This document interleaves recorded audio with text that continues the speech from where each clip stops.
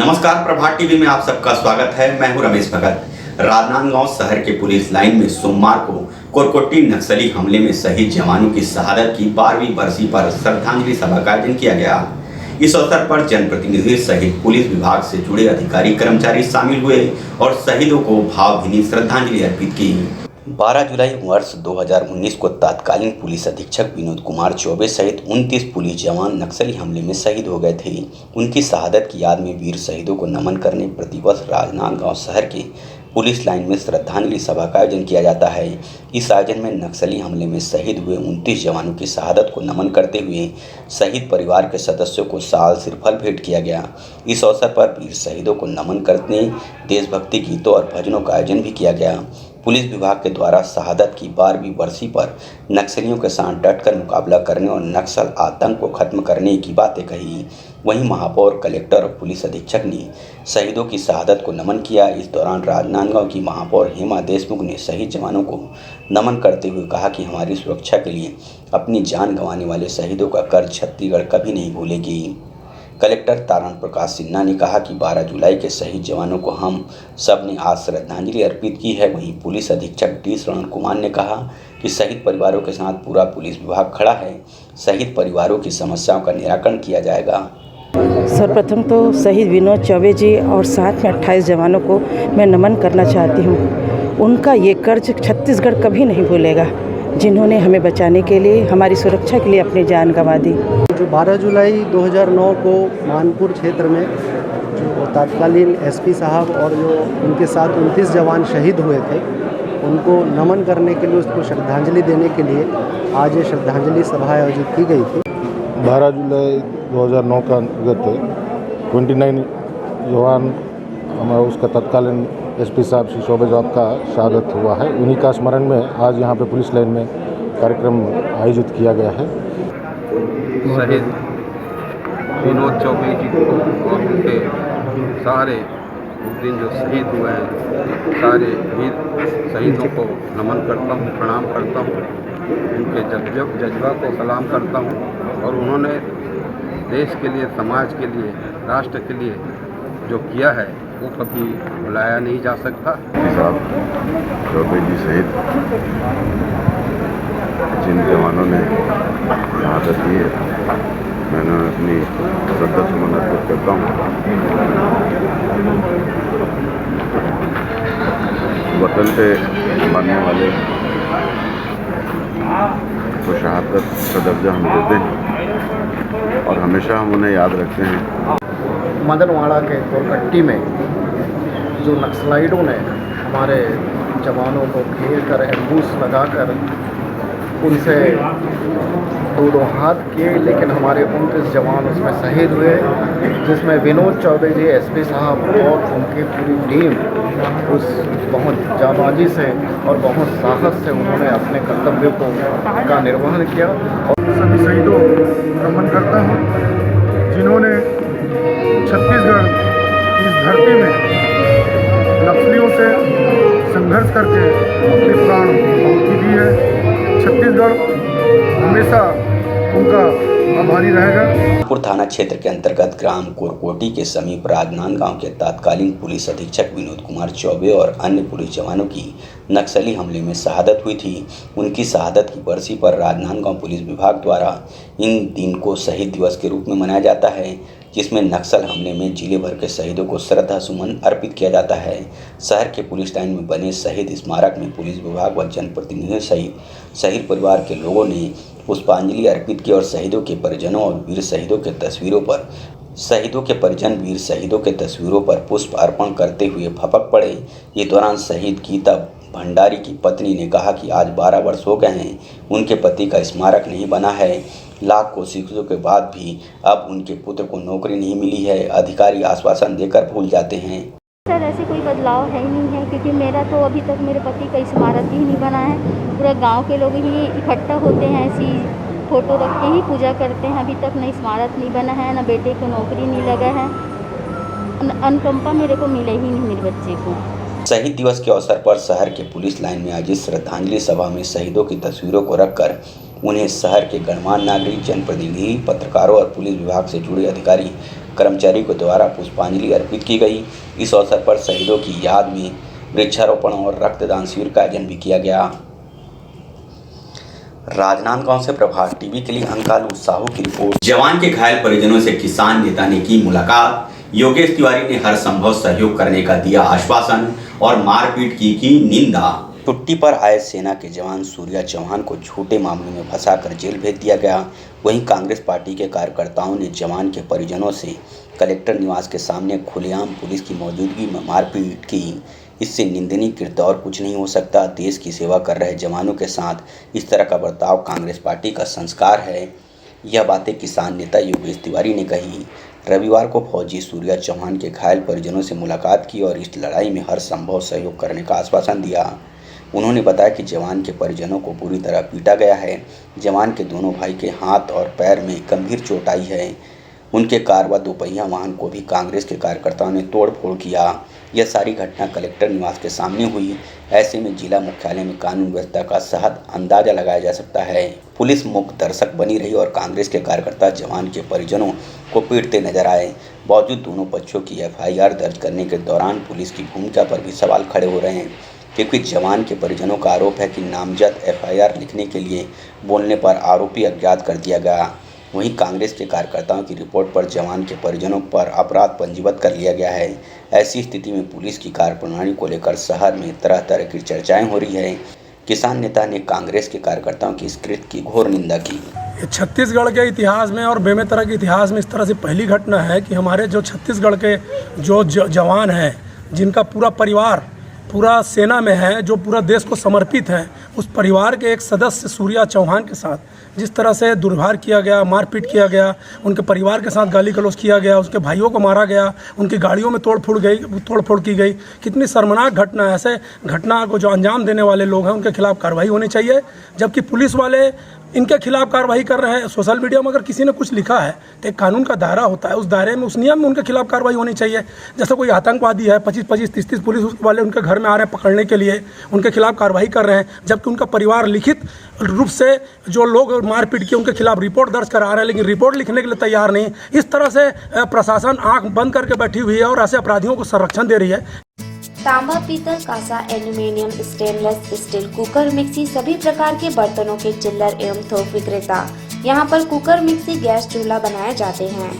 अनुराग metal shop number 10, Nehru भवन road, Supela, Bhilai. Mobile number 9827187008। Petrol, diesel और घरेलू ईंधन के मूल्य वृद्धि के विरोध में NSI ने साइकिल चलाकर और खाली सिलेंडर लेकर अनोखा विरोध प्रदर्शन किया और केंद्र सरकार के खिलाफ जमकर नारेबाजी की।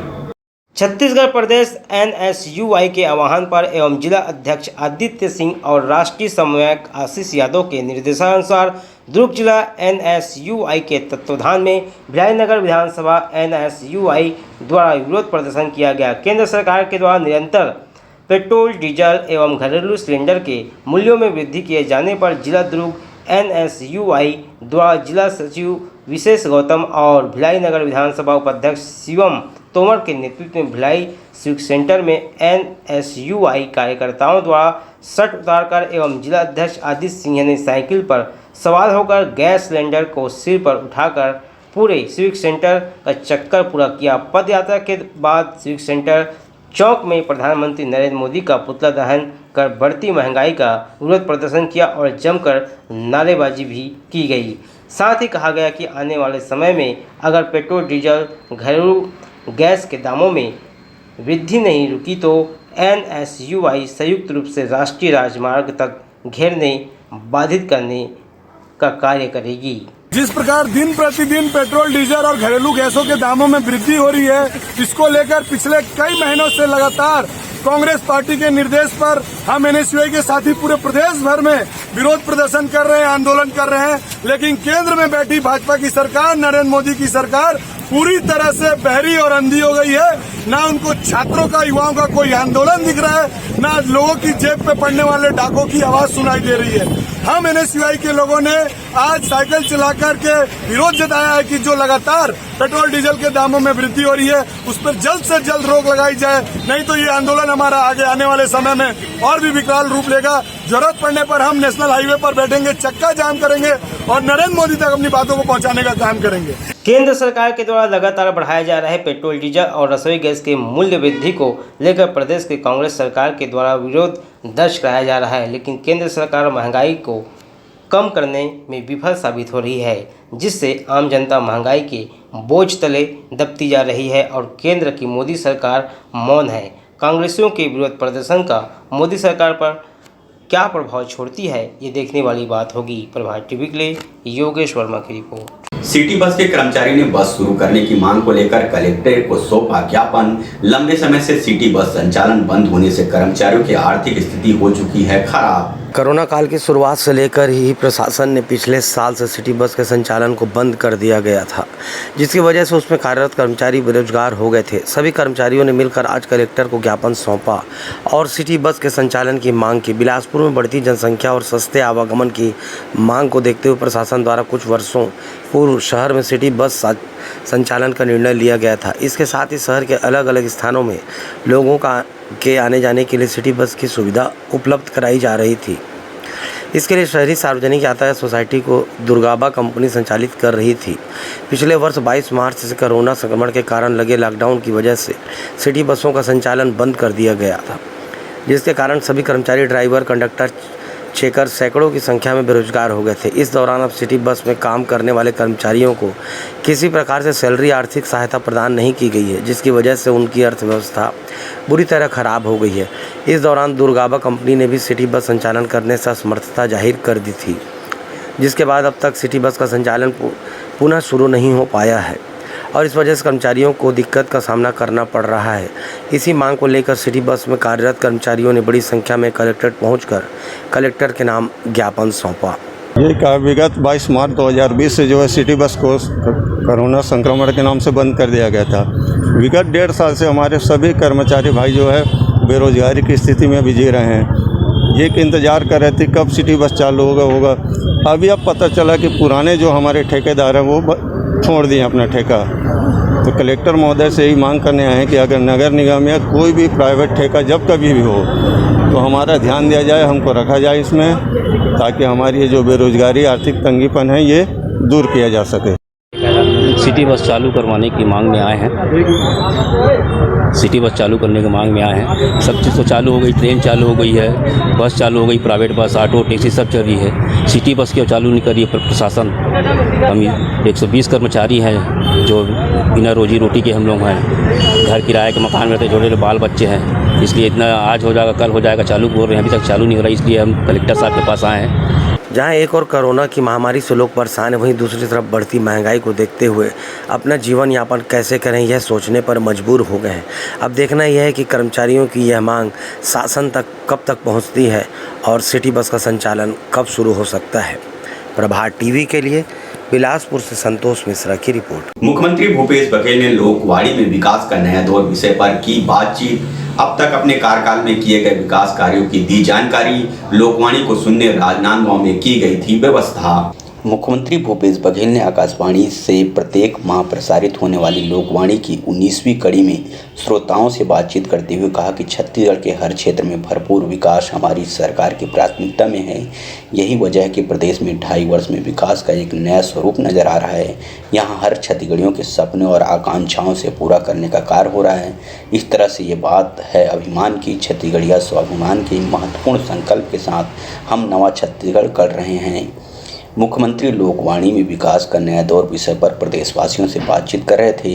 उन्होंने कहा कि छत्तीसगढ़ के विकास के लिए पुरखों से लेकर नई पीढ़ी तक सबका भरपूर उत्साह।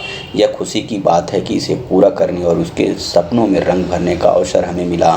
उन्होंने कहा कि अपनी बात वहाँ से शुरू करना चाहता हूँ जहाँ से हमारे पुरखों doctor Khubchand Baghel, Pandit Sundarlal Sharma, barrister Chhedilal, mini माता सहित जैसे अनेक हजारों नेताओं ने, समाज सुधारकों ने, राजनेताओं ने, साहित्यकारों और कलाकारों ने पृथक छत्तीसगढ़ राज्य का सपना देखा था।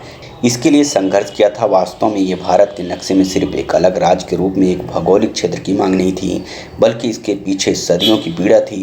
ये छत्तीसगढ़ियों के सपनों और आकांक्षाओं को पूरा करने की मांग थी। राज्य में हमारी सरकार द्वारा इसे पूरा करने का कार्य किया जा रहा है। मुख्यमंत्री भूपेश बघेल ने कहा कि जब बस्तर और सरगुजा के आदिवासी अंचलों में लोगों की उनकी वन उपज का सही दाम नहीं मिलता तो हमारा दिल दुखता था। जब कोई किसान कर्ज से लदे होने के कारण फांसी पर झूल जाता था तब हमारी आत्मा रोती थी।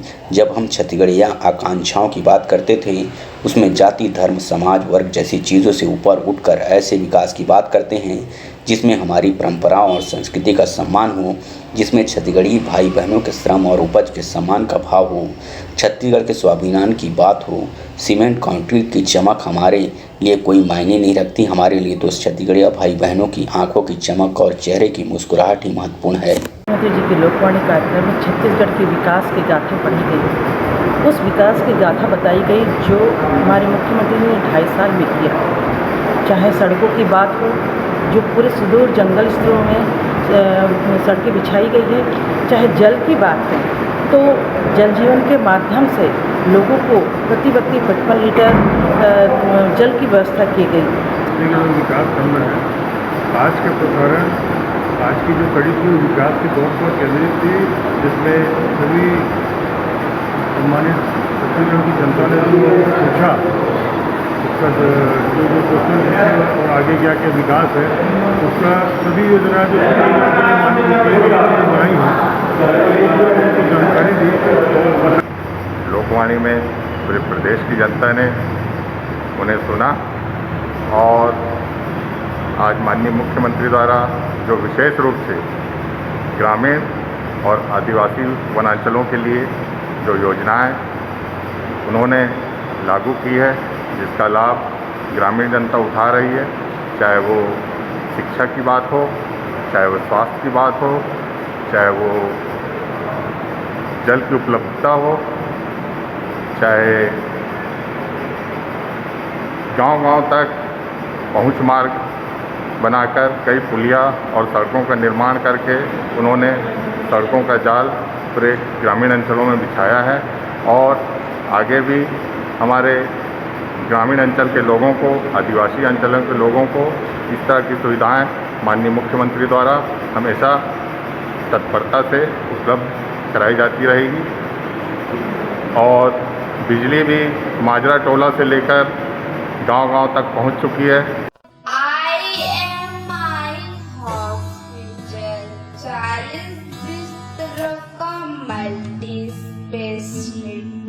हॉस्पिटल 24 घंटे आपातकालीन सेवा उपलब्ध, विशेषज्ञ डॉक्टर।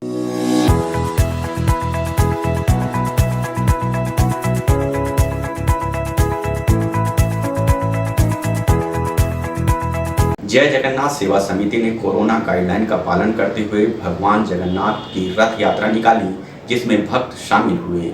कोषानगर स्थित महाप्रभु श्री जगन्नाथ स्वामी मंदिर समिति के द्वारा रथ यात्रा महोत्सव का आयोजन किया गया। सोमवार को कोरोना प्रोटोकॉल को ध्यान में रखते हुए सीमित उपस्थिति के साथ श्री जगन्नाथ मंदिर परिसर में ही रथ यात्रा का आयोजन परंपरा अनुसार किया गया। इस वर्ष कोरोना प्रोटोकॉल के तहत मंदिर परिसर के सभागार में ही गुंडीचा मंडप की व्यवस्था की गई। महाप्रभु श्री जगन्नाथ स्वामी रथ यात्रा के 9 दिनों तक गुंडीचा मंडप में भक्तों को दर्शन देंगे। सोमवार प्रातः भगवान श्री बालभद्र, माता सुभद्रा तथा महाप्रभु श्री जगन्नाथ के विग्रह को पहड़ी करते हुए काष्ठ निर्मित सुंदर व भव्य रथ पर लाया गया, जिसकी जानकारी मंदिर समिति के अध्यक्ष और डॉक्टर दिनेश साहू ने प्रभात टीवी को इस प्रकार से दी। जगन्नाथ यात्रा ऐसे है कि चली आ रही परंपरा के अनुसार और गवर्नमेंट के गाइडलाइन को देखते हुए कि